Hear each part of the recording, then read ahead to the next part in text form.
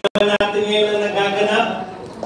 Yung pong ating media, maliban sa SMNI, ay naglaho na po. No? Ang media natin ngayon, napupuna namin na ang media natin ngayon ay namimili na lamang ng ibabalita.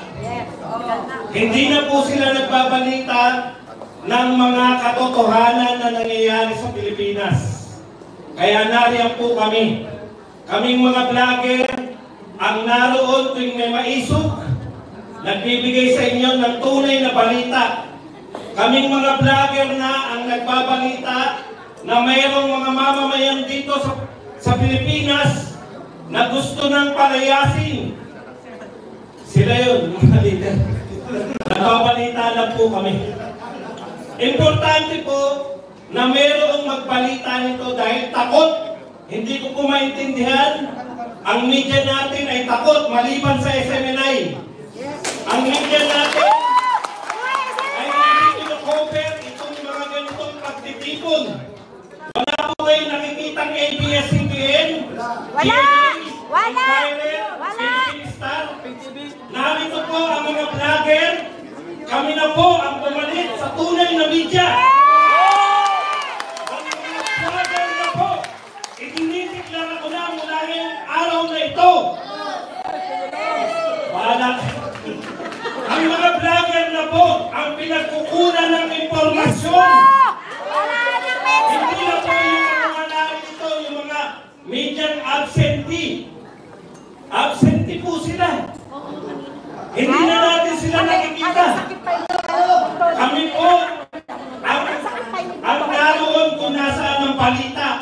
Instantly, naka-live na kami ngayon.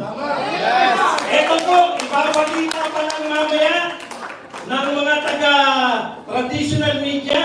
Ibabalita pa lang nila, kukuha sila mamaya sa mga vlogger.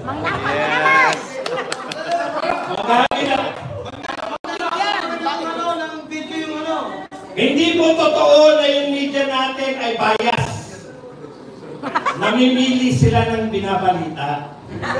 Hindi tinatago nila ang mga tunay na balita. Kaya, bakit po nagtataka si Eric kanina? Mas marami ang nanonood ngayon na OFW. Yes. Hindi ko alam kung bakit.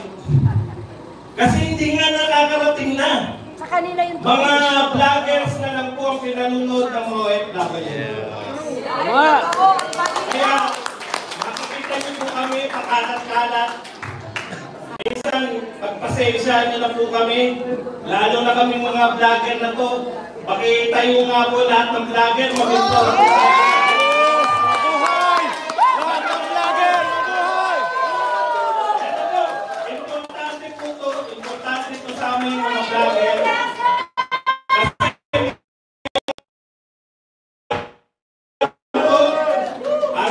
Kami. Yes! Okay, dati ko kung saan na kami lumulusot. Pag may activity, natatanda ko nung panunumpa ko ni Bibi Sara Duterte. Kung saan po kami lumulusot. Kasi hindi po kami nire-recognize. Pinagtatabuyan. Hindi naman kami pinagtatabuyan. Lumulusot kami kahit ayaw nyo. Nakakalusot kami. Pero ngayon po, kinikilala na kami. Maraming salamat sa mga leaders. Una po kami kinikilala. Wala tayong kinikilalanin. Wala yung traditional media.